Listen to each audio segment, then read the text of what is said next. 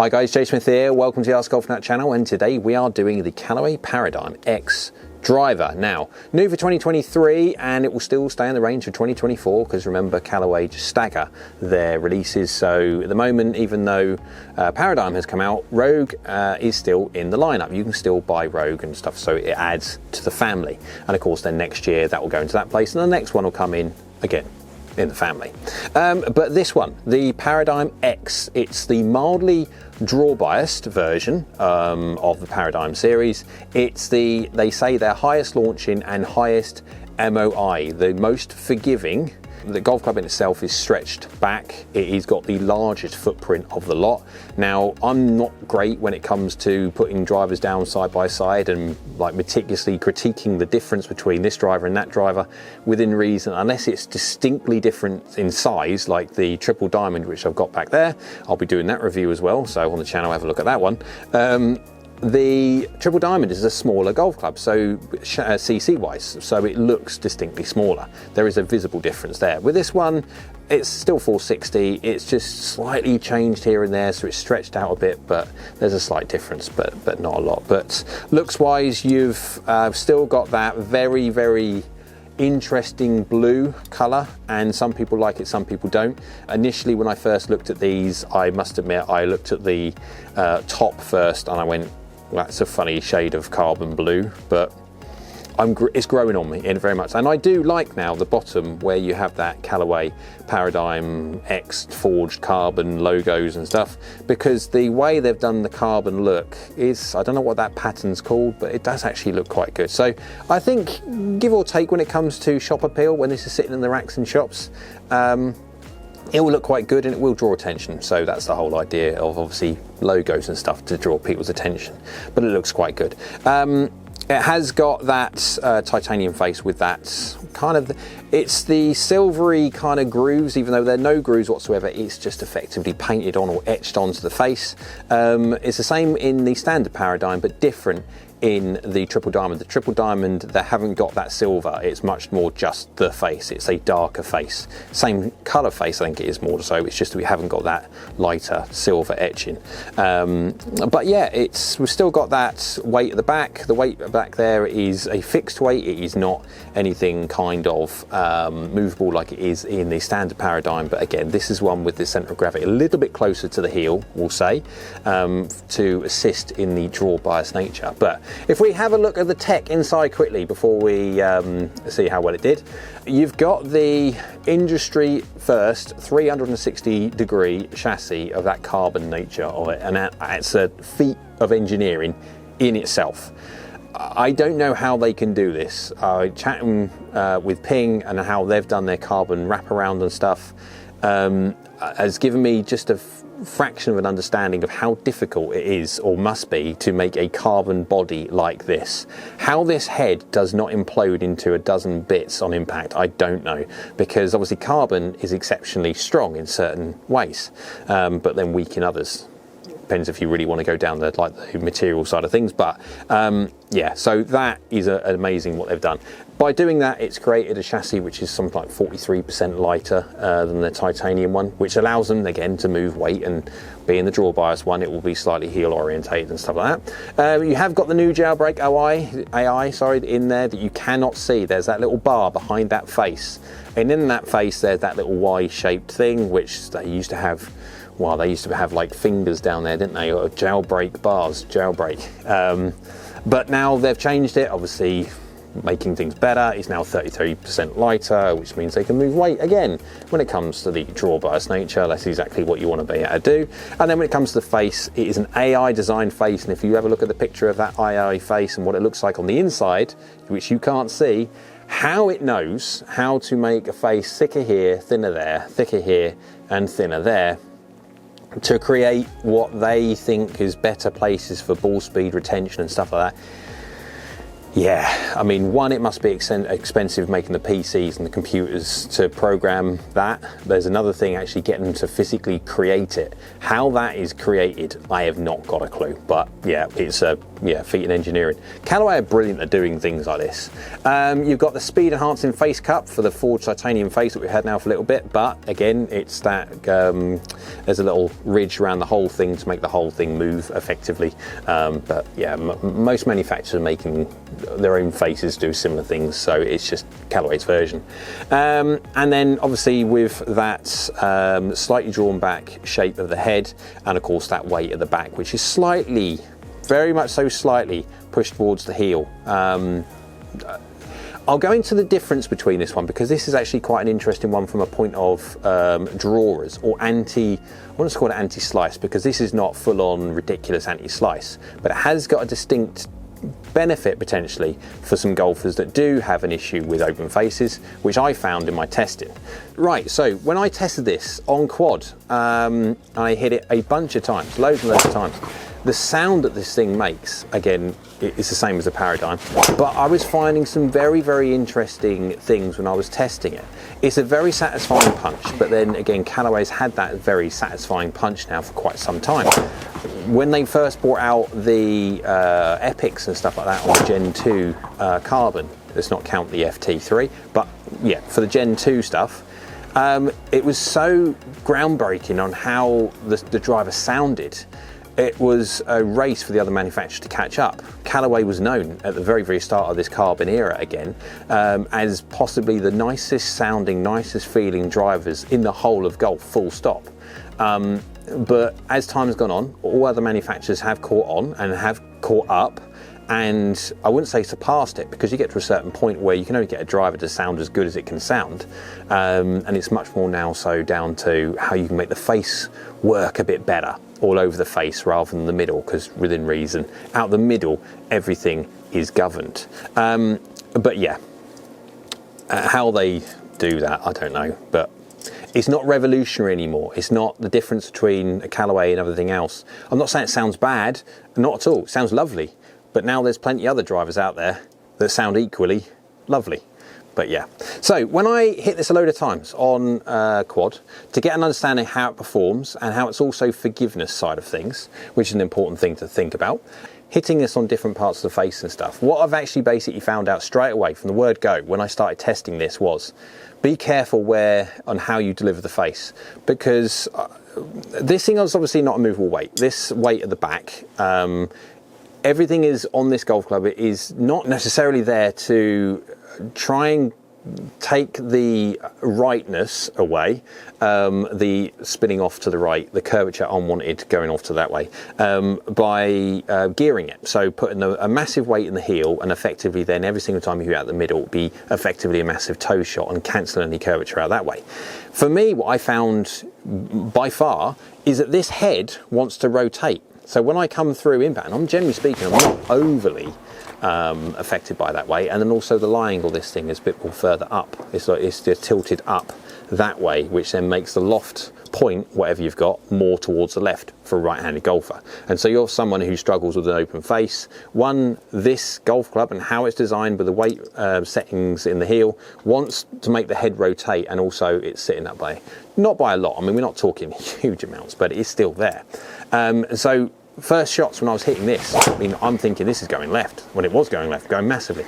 So after that, to keep it sensible, I had to feel distinctly that I'm trying to leave my face fractionally open to try and keep it under control going left. It still was going left, but not as much. So on average, this thing was going 158.4 miles an hour, launching at 13 degrees. Remember, this is the highest launching, highest spinning, effectively. Well, it is the highest spinning, but it's not quite. I didn't see it in launch angle, but I did see it in total spin. And remember, guys, before we go into it, I am using the same shaft. I am using the Hazardous black 6.5, 76 gram, yada yada, and I've done the same shaft for all the tests, so there's no difference there. But yeah, so spinning at 2.5, so it's spinning up more, going 38 yards in the air and 41.1 degrees descent angle at 271. So it's not the longest driver in the world, because it is spinning fractionally too much and it will deviate curvature more towards the left. There you go, and 295. So if we go and have a look at what the club head speed of that was, 109.7, so basically 110 miles an hour, 4 degrees up, 0.2 from the inside, 1 closed. Again, that 1 closed is made up initially of it wanting to go, say, 2.5, 3 shut straight away, every single shot. So path good, face shut, path good, face shot, disappearing left, disappearing left. That was the pattern with this, but this is what it's designed to do. It's designed for the golfer, which comes in with their face slightly open to allow them to try and release the golf club and get some straighter shots or take some unwanted curvature off.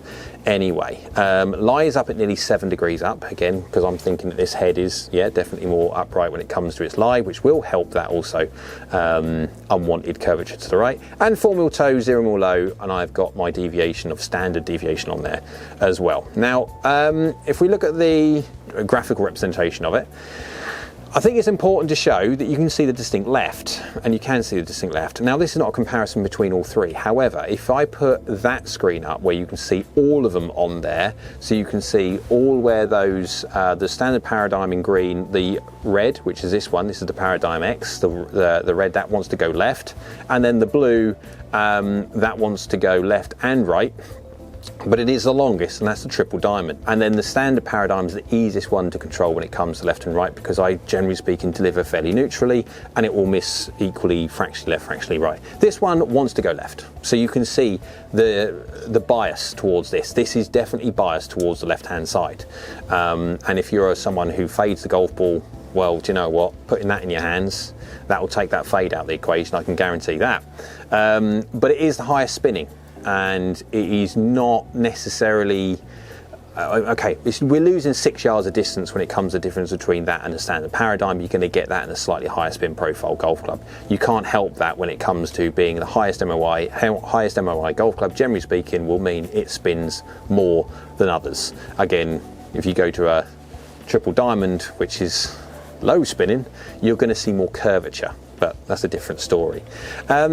And then you can see the strike differences, you can see the speed. So within reason, there's only 1.6 miles an hour of the whole three difference. But yeah. Right, so let's go have a look at how this thing got on when I hit it some different parts of the face and how this thing actually works. So, first one here. This is 0.8 from the inside, face 0, 0.0. 8 mil low, 2 mil hill, but 8 mil low. That's still missed 10.5 yards left. So there's a touch of draw bias to it. Has it spun more? Yes, it's spinning up at 2.9 because I hit it low on the face, and also it's launching slightly lower because I hit it slightly low on the face. But it's gone 2.66, which is not brilliant, I must admit. It's not great whatsoever, but efficiency is not bad considering the strike. It's just not going very far because of the spin level. This thing will spin. Now, this was set at 9.5. These are 10.5 heads. The Paradigm X is the 10.5 head with the loft sleeve, because it's the same Callaway loft sleeve as had for yonks. I can move that down to 9.5 straight away. Now, again, moving the triple diamond, that is a 9 head, so I just kept it at 9. So we're half a degree out on all the heads, which is nothing. But this one does want to spin up more, so you can lose distance through spin, but it will keep it straighter, which is the most important thing when it comes to amateur golfers. Next one, you get 110.6 miles an hour, 0.4 from the inside, 0.6 closed. This has got 18 mil toe, 0 mil high, and is finished 12.7 yards offline. So within reason, my face is looking 1 degree shut the target at the point of contact because my path is slightly across and my face is slightly closed by a fraction.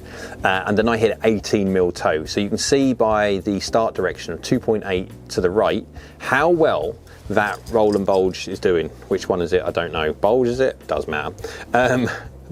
The middle looks where you're pointing it, the toe looks off to the right, this is for a right-handed golfer, and then the heel looks off to the left. Because of gearing, it then wants to counter gear to get the ball going to target. So if you were to deliver the face straight and hit it off the toe and heel, it would start left or right, depending on which one it is, and then gear towards target. That's the whole idea of roll and bulge.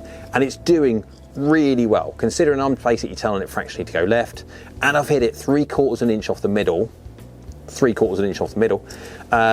It's done all right. Is it spinning way too much? Yes, because this driver likes spinning a lot. Well, not a lot, but a fair bit, especially on slight mishits. 111.5 miles an hour, 1.7 across, 1.4 open. So classic right swing. Now that should miss quite a bit more to the right than 8.6 yards to the right. Why? Because my face is basically 0.3 shut to target, but my path is coming across it. Middle shot, middle strike, 3 mil low, 2 mil toe is basically middle. So I'm not slicing across it, but I'm cutting across it. That would normally 1.4 open at 112 miles an hour. That ball would nearly, I'm surprised it's only gone 8.6. I would be more expecting that to go 24.6 rather than 8.6. So again, you've got a little bit of gear biased.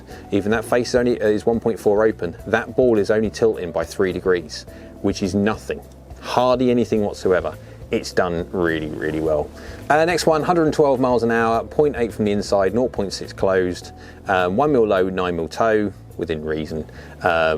Perfect, within 9 mil. It's gone 277, which is the top end of the distance of how far this thing goes, especially as 112 miles an hour at 161 ball speed, but it's just spinning too much. So it's doing really well. It's going exactly where I'm telling it to go, but it's just spinning too much.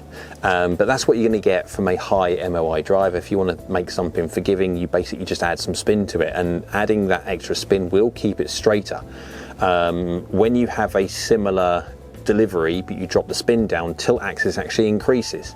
So this is where people, if you've got speed, now obviously this driver is designed for all people, all manner of different speeds, and so necessarily when we're talking about who's it going to be fit for, all it's a case of, if you swing slower, add more loft, get fit for your shaft, that kind of idea. If you swing faster, take loft off, get fit for your shaft. It doesn't matter what speed you swing at, it's necessarily getting it fit for the individual. Now this, from a point of view of an individual golfer, this is for someone who has an unhealthy relationship with the right-hand side of the golf course from a right-handed player, and so then yeah, going to something like this will take curvature away, but you will do it and sacrifice distance because of the spin rate. Is it the most forgiving? I would possibly say yes it is, but at a price of when it comes to distance. Now who cares, it's only on average 6 yards, I think it was, shorter. However, if you're 6 yards shorter but you're in the fairway every single time, I'm pretty certain a lot of people would make sure they would give that up for that. Absolutely they would do.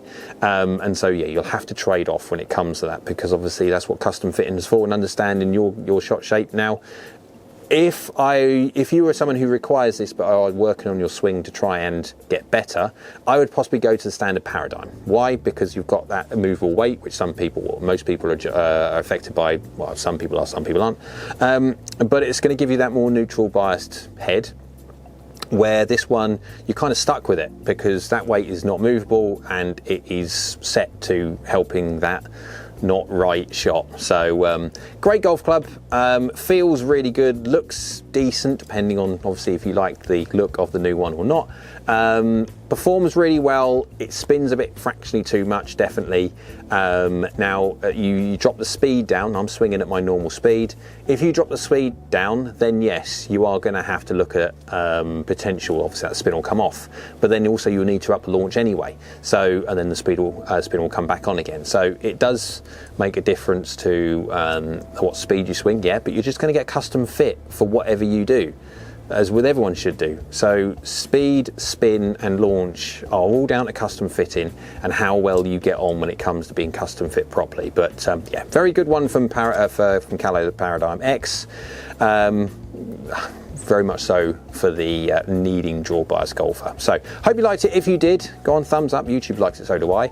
Down there is a little red button, subscribe button. If you click that one, that'd be great because that supports the channel. And next to that is a bell icon. That bell icon is a notification bell. Clicking that will enable you to be notified next time I upload another video. So I hope you're well, and we'll see you again soon.